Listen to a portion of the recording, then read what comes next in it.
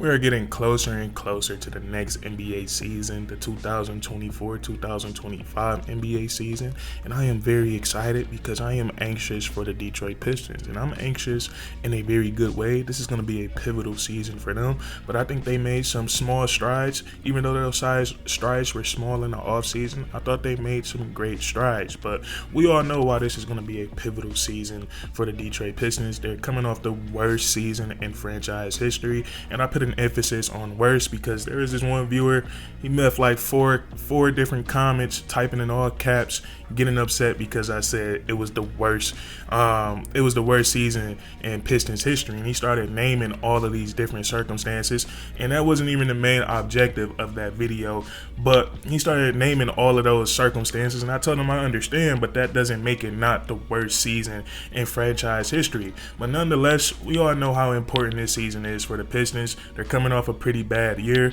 They fired a lot of important figureheads in the front office, and they decided to put a little bit more shooting, something that seemed to be desperately needed for a lot of our young supporting cast. So it's going to be really interesting to see the Detroit Pistons next season. So today with you guys, I wanted to talk about what I think should be the starting five going into next year. Now, I'm not a basketball coach, I'm not a basketball scout, so this is just all opinionated from me, and I thought we could have a discussion about it in the comment section, and we're gonna jump right into it. And I think we're gonna start from the quote-unquote smallest position and work our way up to the 5 spot. But I think first we're going to do, instead of just doing the point guard, we're going to do the entire backcourt. And I think the backcourt, I know the Detroit Pistons, they got some interesting pieces this offseason. Ron Holland, I think he could play that 2 or 3 spot. They got Malik Beasley. They also got Tim Hardaway Jr. And then they also had Jaden Ivey, who has played that 2 spot / 1 spot since he's come into the NBA for the Detroit Pistons. So for me personally, I think the starting backcourt, I think it should be Cade Cunningham and Jaden Ivey. I think these are right now the two most talented guards on the Detroit Pistons right now. And I think if the Detroit Pistons want to be successful and they want to build success, they need to figure out how to make these two guys work on the basketball court together. And throughout NBA history, throughout recent NBA history, a good backcourt can lead you to a lot of team success. We've seen in Pistons history, we've seen Isaiah Thomas and Joe Dumars. They won a championship together as a dynamic backcourt. We look a little bit more recently at some good backcourts. You look at Stephen Curry and Klay Thompson. You look at Chris Paul. We can look at some ball-dominant backcourts. We look at Chris Paul and James Harden. They were really good together. We look at Russell Westbrook and James Harden. They were really good together. CJ McCollum, Damian Lillard. Bare minimum, all these guys that we just named, they at least got to the playoffs together. They won some playoff series. And for the Detroit Pistons as an organization, that's all you want. You want to get to the playoffs, and you want to get a chance at a championship. You get a championship, that's the cherry on top. But nonetheless, we look out throughout NBA history, and organizations have found a way to make good backcourts work. And I think Cade Cunningham and Jaden Ivey, they definitely have the ability to do so. And I know right now, both of these guys are working on becoming better off the ball shooters. So until that happens, until they're both where they need to be at to play together consistently and be successful as far as it comes to their both of their off-ball shooting, I think the Detroit Pistons, I think they should stagger their minutes. We look at Russell Westbrook and James Harden, for example. These are two guys that aren't exactly off-the-ball basketball players or off-the-ball basketball players at all, but something that the Houston Rockets did that made them so good that year, and they ran up to LeBron James and got sent home in the playoffs. But one thing that made them so good is their ability to stagger their minutes, having James Harden on the court and Russell Westbrook on the bench and vice versa. And then they put the personnel around these guys for them to be successful while the other is resting. And you can do that with Cade Cunningham, putting Cade in, putting shooters at the 2, 3, and 4 spot, and you can put a big that he can run that 2-man game with because he is so good at pick and roll. And then maybe you can explore some things, put Jaden Ivey in, put him in at that 1 spot, and maybe try putting Isaiah Stewart at the 5, so you can have a big in and you can kind of run a 5-up lineup with Jaden Ivey in the game. And And I know Jaden Ivey had a rough year last year, but I think it was more of more of an energy thing, more of a morale thing. And we all know how bad Killian Hayes is, and I came on the platform and trying to uplift Killian Hayes and find the good in him. But we all know Killian Hayes he was very bad when he was on the Detroit Pistons, and it shocked us all when Coach Monty Williams he decided to start Jaden Ivey last season. He just decided to start Killian Hayes last season over Jaden Ivey. Jaden Ivey was asked about it. He said it was a last-minute thing to him, and it kind of blindsided him. And from the beginning of the season, you look at Jaden Ivey, and you pay attention to him, his mannerisms, his body expressions, his facial expressions. He didn't look too much interested in basketball compared to his rookie season. And this might be a hyperbole, but Jaden Ivey last year, for majority of the season, he looked sad. Like he wasn't doing much smiling. His rookie year, he was screaming. He get a dunk, he's screaming. He's jumping up and down with his teammates, and I didn't see too much of that from Jaden Ivey last year. And I think it had a lot to do with Monty Williams deciding to start a player like Killian Hayes over Jaden Ivey. So nonetheless, I think you play these two guys together in the pivotal moments of the game, to start the game, to finish the half, and during the fourth quarter, and then in the other moments in the game, you stagger them, putting them around, putting personnel around them that are best suit their basketball ability until they both can work that out, becoming better off the ball shooters for each other. I think if those two guys do that, they could be an electrifying backcourt for years to come. So that's what I have at that 1 and 2 spot: Cade Cunningham and Jaden Ivey. And so we take a look at the 3 spot. The Detroit Pistons, I think they're going to have a lot of options at that 3 and 4 spot. The guys that I'm about to name right now, we could put them at the 3 or the 4 in today's NBA. You got Tobias Harris. He can play up or down at that 3 or 4 spot. Fontecchio can play the 3 or the 4. Ron Holland, he could play the 2 or the 3, but he can also play that 3 spot. And then you have Asar Thompson. Asar Thompson could play anywhere from that 2 to 4 spot. So the Detroit Pistons, they're going to have some options. Coach J.B. Bickerstaff, to whoever they select to be the starting small forward for the Detroit Pistons. And forgive me if I'm making this video and the Detroit Pistons have already listed their official starting 5, but at the 3 spot, I want to go with Asar Thompson, the 5th overall pick in last year's NBA draft. And I know that's going to sound very contradictive of me. This whole summer I've been preaching about the lack of spacing that the Detroit Pistons has had over the last couple of years, and we all know that at least last season it wasn't a strong suit of Asar Thompson. But this season, the Detroit Pistons, or I should say this offseason, when they brought in Trajan Langdon from the New Orleans Pelicans, he also brought over Fred Vincent, who played a pivotal role in fixing the jump shot of guys like Lonzo Ball. When Lonzo Ball started working with Fred Vincent, he completely changed his jump shot, and his 3-point percentage skyrocketed.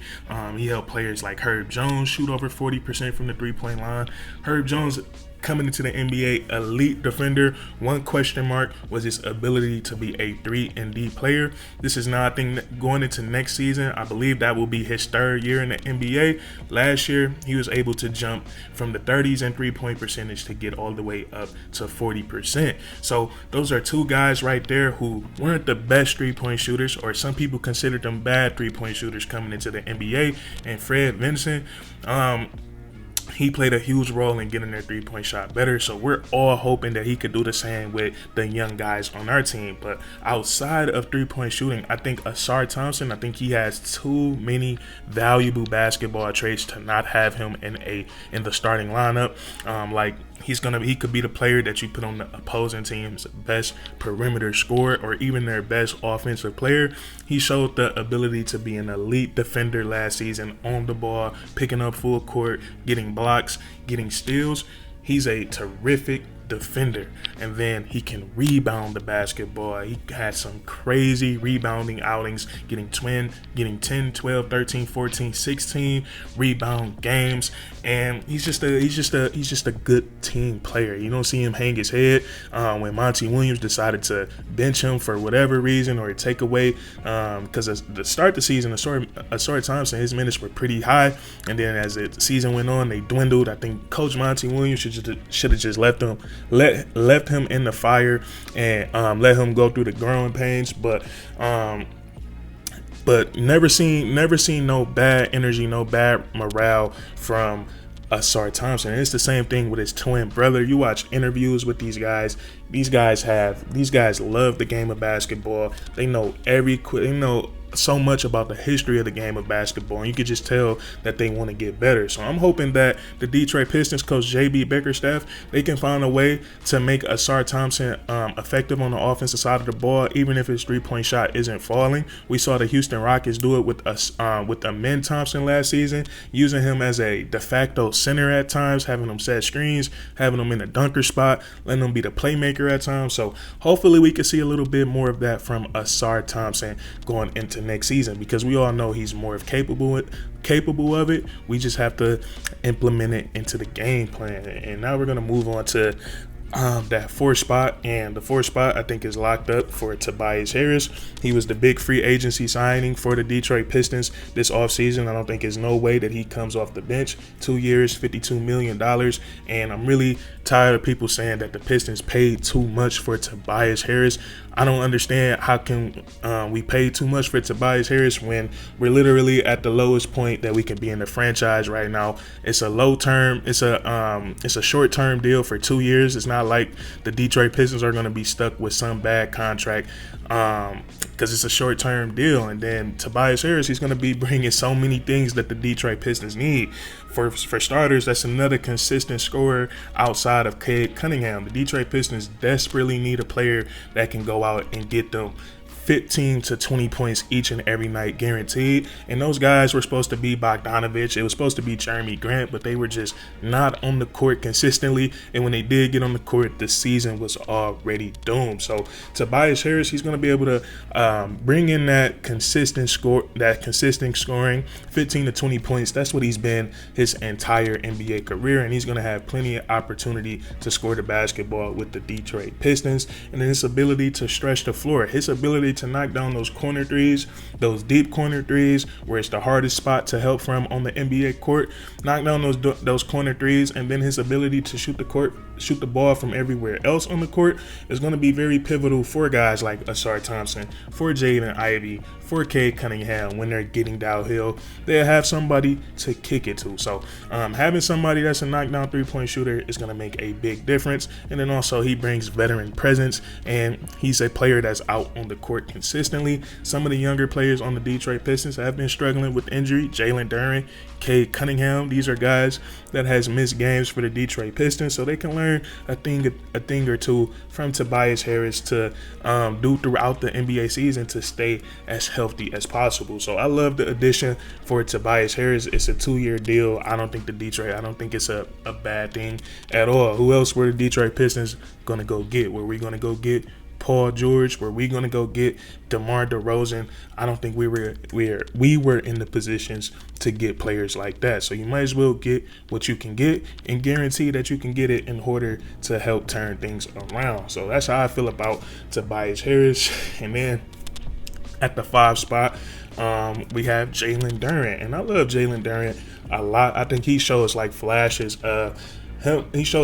of being able to be a really good basketball player, potentially an all-star in this league. And when he's locked in and when he's focused, we got to remember Jalen Duren, when he got drafted into the NBA, he instantly became the youngest player in the NBA. So he's still learning. He's still going to go through a lot of growing pains because he's still young. He's younger than me. I'm 23 years of age. So I can imagine a lot of the mental mistakes that he goes through is because he's still super young and he's still learning. But the talent is definitely there for Jalen Duren. The size is there. The athleticism is there. He's a freak of nature. I believe he's like 6'10", 6'11", 260 pounds, and we all know how Jalen Duren looked.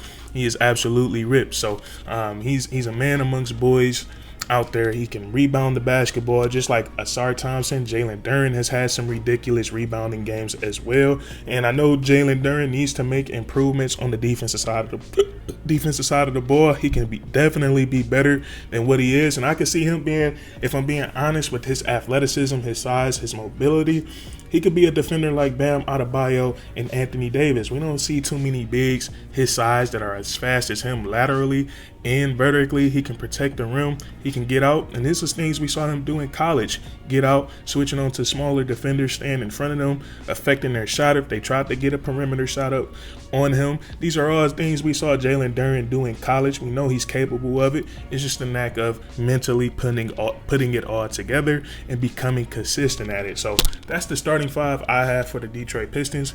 Cade Cunningham, Jaden Ivey, Asar Thompson,